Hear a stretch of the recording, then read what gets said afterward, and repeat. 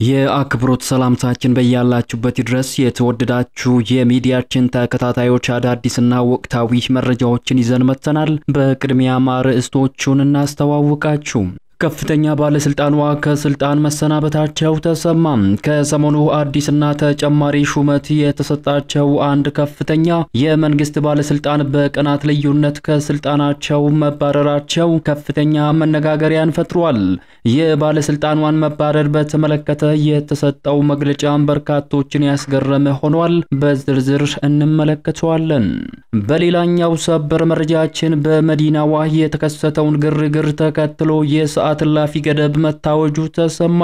በዋና ከተማዋ በፖሊስና በሰላማዊ ሰዎች መካከል የተነሳውን ግጭት ተከትሎ የሰዓት እላፊ ገደብ መታወጁን ፖሊስ ባወጣው መግለጫ ገልጿል። በከተማው የተነሳውን ግርግር በተመለከተ በርካቶችን ያስደነገጠ ሆኗል። ዝርዝር መረጃውም በዘገባችን ተካቷል። ታደምጡታላችሁ። በሌላኛው መረጃችን የኢትዮጵያና ኤርትራ ፍጥጫ ሊለይለት ከጫፍ ደርሷል። ጠቅላይ ሚኒስትር አብይ አህመድ ስለ ቀይ ባህር ያደረጉትን ንግግር ቅዠት ነው ስትል ያጣጣለችው ኤርትራ ለአስቸኳይ የጦር መሳሪያ ግዢ ፊቷን ወደ ግብጽ ማዞሯ ተሰምቷል። የኤርትራው የማስታወቂያ ሚኒስትር አቶ የማነ ገብረመስቀል ለኢትዮጵያ ጠንከር ያለ መግለጫ በሰጡበት ወቅት ፕሬዝዳንት ኢሳያስ አፈወርቂ ደግሞ ወደ ግብጽ መግባታቸው ተገልጿል። ሙሉ መረጃው ዘገባችን በዝርዝር ታደምጡታላችሁ። ባንዳውን አጠገባችሁ ፈልጉ ሲሉ ዶክተር ደሳለኝ ጫንህ ለጠቅላይ ሚኒስትሩ አነጋጋሪ ምላሽን ሰጡ። ከቀናት በፊት በነበረው የፓርላማ ውሎ ኤርትራን በተመለከተ ጠንካራ ጥያቄን ያነሱት የምክር ቤት አባሉ ዶክተር ደሳለኝ ጫንህ የተነሳባቸውን ትችት ተከትሎ ሰፊ ምላሽም ሰጥተዋል። በዝርዝር ትሰሙታላችሁ። የአሜሪካ ጦር በኢትዮጵያውያን ስደተኞች ላይ የፈጸመው የአየር ጥቃት ከፍተኛ መነጋገሪያ ሆኗል። በጉዳዩ ላይ ዓለም አቀፍ ተቋማትም መግለጫዎችን ሰጥተዋል። ሌላኛው በዝርዝር የምንመለከተው መረጃችን ነው። እነዚህንና ሌሎች ያልተሰሙ አዳዲስ መረጃዎች በዘገባችን ተካቷል። እንደተለመደው ይህንን ቪዲዮ ሲጀምሩ ላይክ አድርጋችሁ ጀምሩት። አዲስ የሆናችሁ ደግሞ ሰብስክራይብ በማድረግ አዳዲስና ወቅታዊ መረጃዎችን ያገኙ። አሁን ወደ ዝርዝር መረጃዎቹ ነው የምናመራው። በቅድሚያም ባንዳውን አጠገባችሁ ፈልጉ ሲሉ ዶክተር ደሳለኝ ጫንህ ለጠቅላይ ሚኒስትሩ ምላሽን ሰጡ። ከቀናት በፊት በነበረው የፓርላማ ውሎ ላይ ኤርትራን በተመለከተ ጠንካራ ጥያቄ ያነሱት የምክር ቤት አባሉ ዶክተር ደሳለኝ ጫንህ የተነሳባቸውን ትችት ተከትሎ ሰፊ ምላሽን ሰጥተዋል። ዶክተር ደሳለኝ ጫንህ በምላሻቸው የተቃውሞ ትችት ኃላፊነትን መወጣት እንጂ ባንዳነት አይሆንም በማለት የጀመሩ ሲሆን በፓርላማ ያቀረቧቸው ጥያቄዎች በሚሊዮን የሚቆጠሩ ኢትዮጵያውያንን ሕይወት የሚመለከት መሰረታዊ ጉዳዮች ላይ ያተኮሩ ናቸው ብለዋል። እኔ እንደ ህዝብ ተወካይና ተቃዋሚ ፖለቲከኛ እንደመሆነ የመንግስትን ስራ መተቸትና ለህዝብ ጥቅም መቆም ስራዬም ግዴታዬም ጭምር ነው በማለት አክለዋል። የሚመራባቸው ብቸኛ መሪዎች የአማራ ህዝብ ህልውናና የኢትዮጵያ ዘላቂ ብሔራዊ ጥቅሞች ናቸው። ከዚህ በመነሳት ማክሰኞ ዕለት በህዝብ ተወካዮች ምክር ቤት ባቀረብኳቸው ጥያቄዎች ላይ የገዢው ፓርቲ የማህበራዊ ሚዲያ ሰራዊትና ወዶ ገብ መሽጦ ተቃዋሚዎች ስማቸውን ያላግባቡ ማንሳታቸውን ተናግረዋል። ዶክተር ደሳለኝ ጫንህ በምላሻቸው የቤተሰብ ታሪክ የጀግንነት ታሪክ ነው፣ በላብና በጥረት ሰርቶ የማደር እንጂ በመሸጦነትና በባንዳነት የማደር አንዳችም ነገር የለበትም ብለዋል። አባቴ ወታደር ጫኔ ዳኛቸው በዘውዳዊው ስርዓት፣ ወንድሜ መቶ አለቃ ያለው ጫኔ በወታደራዊው ደርግ ዘመን የአረር ጦር ትምህርት ቤት ምሩቅና የነብሮ ክፍለ ጦር መኮንን ነበረም። እንዲሁም ሌላኛው ወንድሜ ተስፋ ሚካኤል ጫኔ በያደግ ዘመን የሁርሶ ወታደራዊ ትምህርት ቤት አሰልጣኝ ነው በማለት ሶስቱም ኢትዮጵያን በከፍተኛ ጀግንነትና ብቃት ያገለገሉ ወታደሮች ናቸው ብለዋል። ቅድማያቶችም ቢሆኑ በሁለቱም በኩል እነቀኛዝማች ደስታ ብሩ እና ብላታ ጥሩኔ ክዳኑ እንደ አብዛኛው የጎጃም አማራ ገበሬዎች አርበኛ ነበሩ። ቤተሰብም ለሀገር ሉዓላዊነትና አንድነት በደም ዋጋ የከፈሉ ናቸው ብለዋል። ባንዳነት ከነም ሆነ ከቤተሰቦች ታሪክና ሴት ጋር በፍጹም የለም፣ ባዶ ነው። ስለዚህ ባንዳ ያላችሁኝ ተቺዎች ባንዳነት ይኖርባችሁ ከሆነ በዙሪያችሁ ፈልጉ፣ ከኛ ቤት ባንዳ የለም ነው መልስ በማለትም አነጋጋሪ ምላሽን ሰጥተዋል። ወደ ሌላኛው መረጃችን ስናመራ የአሜሪካን ጦር በኢትዮጵያውያን ስደተኞች ላይ የፈጸመው የአየር ጥቃት ከፍተኛ መነጋገሪያን ፈጥሯል። አምኒስቲ ኢንተርናሽናል አሜሪካ አብዛኞቹ ኢትዮጵያውያን በሆኑ ፍልሰተኞች ላይ የመን ውስጥ የፈጸመችውን የአየር ጥቃት በጦር ወንጀል ደረጃ አስቸኳይና ግልጽ ምርመራ እንድታደርግ ጠይቋል። የአሜሪካ ጦር በሰሜን ምዕራብ የመን ሰዓዳ በሚገኘው የስደተኞች መጠለያ ጣቢያ ላይ ሚያዝያ 20 ቀን 2017 ዓ.ም ጥቃት መፈጸሙን ያስታወሰው አምኒስቲ ኢንተርናሽናል በጥቃቱ በማቆያ ውስጥ የነበሩ 117 ስደተኞች ለሞትና ለአካል ጉዳት ሰለባ ሆነዋል ብሏል። ተቋሙ ትላንት ይፋ ባደረገው በዚህ ሪፖርት ላይ የአሜሪካ ባለስልጣናት ይህንን ጥቃት በፍጥነትና በግልጽ እንዲመረምሩ ጠይቋል። አሜሪካ ይህንን ጥቃት ስትፈጽም በንጹሃን ዜጎችና በወታደራዊ ኢላማዎች መካከል ያለውን ልዩነት ለመለየት የተጣለውን የሰብአዊነት ሕግ ጥሳለች ያለው ሪፖርቱ የአገሪቱ ባለስልጣናት ለዚህ ጥሰት ተጠያቂነትን እንዲያሳፍኑም አሳስቧል። ቃላቸውን ከሰጡኝ ከጥቃቱ የተረፉ 15 ኢትዮጵያውያን ፍልሰተኞች መካከል 14ቱ ከባድ ጉዳት እንደደረሰባቸው ነግረውኛል ያለው ተቋሙ በጥቃቱ 61 ፍልሰተኞች ተገድለዋል፣ 56ቱ ደግሞ ቆስለዋል ሲልም አስፍሯል።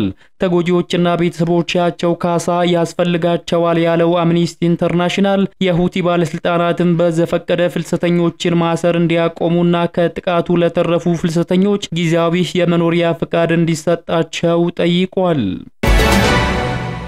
የኢትዮጵያና ኤርትራ ፍጥጫ ሊለይለት ከጫፍ ደርሷል። ጠቅላይ ሚኒስትር አብይ አህመድ ስለ ቀይ ባህር ያደረጉትን ንግግር ቅዠት ነው ስትል ያጣጣለችው ኤርትራ ለአስቸኳይ የጦር መሳሪያ ግዢ ፊቷን ወደ ግብጽ ማዞሯ ተሰምቷል። የኤርትራው የማስታወቂያ ሚኒስትር አቶ የማነ ገብረመስቀል የብልጽግና የአሰብ ቅዠት ከጊዜ ወደ ጊዜ እየተባባሰ ይመስላል በማለት የኢትዮጵያን መንግስት ሲወነጅሉ፣ ፕሬዝዳንት ኢሳያስ አፈወርቂ ደግሞ ወደ ግብጽ ተጉዘዋል። ጠቅላይ ሚኒስትር አብይ አህመድ ከቀይ ባህርና ከኤርትራ ጋር በተያያዘ ውጊያው ከተነሳ ውጤቱ ግልጽ ነው፣ ያለን አስተማማኝ አቅም ነው፣ ማንም አያቆመንም ሲሉ ማስጠንቀቃቸውን ተከትሎ ነው የኤርትራው ማስታወቂያ ሚኒስትር ምላሽን የሰጡት። በሌላ በኩል ፕሬዝዳንት ኢሳያስ አፈወርቂ ለ5 ቀናት ይፋዊ የሥራ ጉብኝት ዛሬ ሐሙስ ጥቅምት 20 ቀን 2018 ዓ.ም ረፋድ ላይ ወደ ግብጽ ገብተዋል።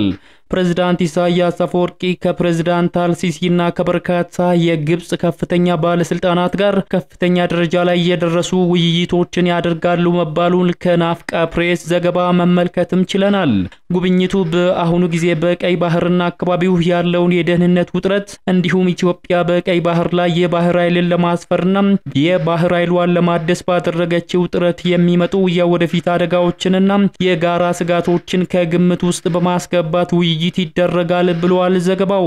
ጉብኝቱ በሱዳን ስላለው ግጭትም የሚያተኩር ሲሆን ግብጽም ሆነ ኤርትራ ለሱዳን አንድነት ያላቸውን የድጋፍ አቋምና ለመከፋፈል የሚደረጉ ማናቸውንም ሙከራዎች ውድቅ ለማድረግ ተስማምተናል ብለዋል። አቶ የማነ ገብረመስቀል በኤክስ ገጻቸው ላይ በፕሬዝዳንት አብዱል ፈታህ አልሲሲ ግብዣ ፕሬዝዳንት ኢሳያስ አፈወርቂ ወደ ግብጽ ማቅናታቸውን ተናግረዋል። የጋራ ጠቀሜታ ባላቸው የሁለትዮሽ ቀጠናዊና ዓለም አቀፋዊ ጉዳዮች ላይ ውይይት ያደርጋሉ ሲሉ አስፍረዋል። የማስታወቂያ ሚኒስትሩ የፕሬዝዳንት ኢሳያስን የግብጽ ጉብኝት ይፋ ከማድረጋቸው አስቀድመው በኤክስ ገጻቸው ላይ ባሰፈሩት ጽሑፍ የብልጽግና ፓርቲ የአሰብ ቅዠት ህመሙ ከጊዜ ወደ ጊዜ እየተባባሰ የመጣ ይመስላል፣ የቅርብ ጊዜው የህመሙ ተቀጥላ የህዝብ ቁጥር ብዛት ላይ ያተኮረ ነው ብሏል። ጠቅላይ ሚኒስትር አብይ አህመድ ማክሰኞ ጥቅምት 18 ቀን በህዝብ ተወካዮች ምክር ቤት በሰጡት ማብራሪያ የመንግስታቸውን የቀይ ባህር ጉዳይ ህጋዊ፣ ታሪካዊ፣ መልክዓ ምድራዊና ኢኮኖሚያዊ ነው ብለው እንደሚያምኑ አስረግጠው ተናግረው ነበር።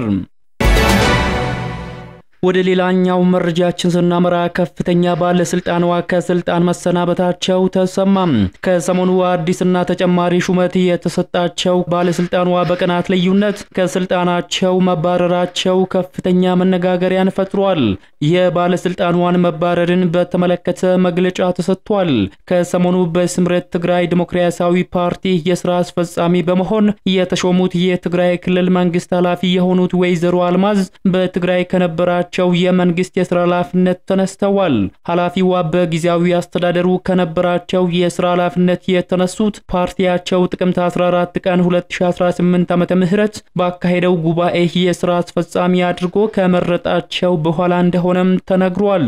የትግራይ ክልል ኢንዱስትሪ ቢሮ ኃላፊ የነበሩት ወይዘሮ አልማዝ ገብረጻዲቅ ከትግራይ ጦርነት በፊት ጀምሮ የህወሓት ከፍተኛ አመራሮች መካከል እስከ ተፈጠረው መለያየት ድረስ የህወሓት ማዕከላዊ ኮሚቴ አባልም ነበሩ። ኃላፊዋ አሁን ከነበሩበት የኃላፊነት ቦታ በፊት የክልሉ የከተማና የኮንስትራክሽን ቢሮ ኃላፊ ሆነው ሰርተዋል። ፕሬዝዳንት ሌተናል ጀነራል ታደሰ ወረደ ወደ ስልጣን ከመጡበት ማግስት ጀምሮ ሲመሩት የነበሩት የከተማና የኮንስትራክሽን ቢሮ ከአቶ ጌታቸው በኋላ የህወሓት ምክትል ሊቀመንበር ሆነው የተመረጡት አቶ አማኑኤል አሰፋ እንዲተኩ ተደርገዋል። ከ6 ወራት በኋላ ደግሞ ከተሰጣቸው አዲስ የቢሮ ኃላፊነትም እንዲሻሩ ተደርጓል። በመጨረሻም በመዲናዋ የተከሰተውን ግርግር ተከትሎ የሰዓት እላፊ ገደብ መታወጁ ተሰማ። በዋና ከተማዋ በፖሊስና በሰላማዊ ሰልፈኞች መካከል የተነሳውን ግጭት ተከትሎ የሰዓት እላፊ መታወጁን ፖሊስ ባወጣው መግለጫ ገልጿል። በታንዛኒያ ዋና ከተማ ዳሬ ሰላም በፖሊስና በሰላማዊ ሰልፈኞች መካከል የተነሳውን ግጭት ተከትሎ የሰዓት እላፊ ገደብም ታውጇል። ትላንት ረቡዕ የተካሄደውን ምርጫ ተከትሎ በተነሳው ግጭት ምክንያት ወርተው ሆስፒታል የገቡ ሰዎች ቁጥርም እየጨመረ መምጣቱን ቢቢሲ ዘግቧል። በሀገሪቱ የተደረገውን ምርጫ ፕሬዝዳንት ሳሚያ ሱሉሂ እንደሚያሸንፉ ይጠበቃል የተባለ ሲሆን ምርጫው የተካሄደው ዋነኛው የተቃዋሚ ፓርቲ መሪ ታስረው በሀገር ክህደት ከተከሰሱ በኋላ ሲሆን ፖለቲከኛው ግን ክሱን አስተባብለዋል። ተቃዋሚዎች ነፃ የፖለቲካ እንቅስቃሴ ማድረግ እንዲቻል ሲጠይቁም ቆይተዋል። ትላንት በተካሄደው ሰላማዊ ሰልፍ ላይ ይኸው ጥያቄ ተስተጋብቷል። በተቃውሞው ተሽከርካሪዎች ሲቃጠሉ አውራ ጎዳናዎች ላይም ጉዳት ደርሷል። የታንዛኒያ ፖሊስ ኃላፊ የሰዓት እላፊውን ይፋ ካደረጉ በኋላም ነዋሪዎች ከቤታቸው እንዳይወጡ አሳስበዋል። የሰዓት እላፊ መቼ እንደሚነሳ ግን ያነሱት ነገር የለም። የዳሬ ሰላም ቀጠናዊ አስተዳደር በበኩላቸው የከተማዋን ሰላም የሚያውኩት ላይ ጠንካራ እርምጃ እንደሚወሰድ ማስጠንቀቀዋል። ተቃውሞው ዛሬ ሐሙስን በመቀጠሉ ምክንያት መንግስት ሰራተኞች ወደ ስራ ገበታቸው መግባት አልቻሉም። የተወደዳችሁ የሚዲያችን ቤተሰቦች ለሰዓቱ ያዝናቸው መረጃዎች ተከታተላችሁትን ይመስሉ ነበር። ከሰዓታት በኋላ በሌሎች አዳዲስ መረጃዎች እስከምንገናኝ በያላችሁበት መልካሙን ሁሉ ተመኘን።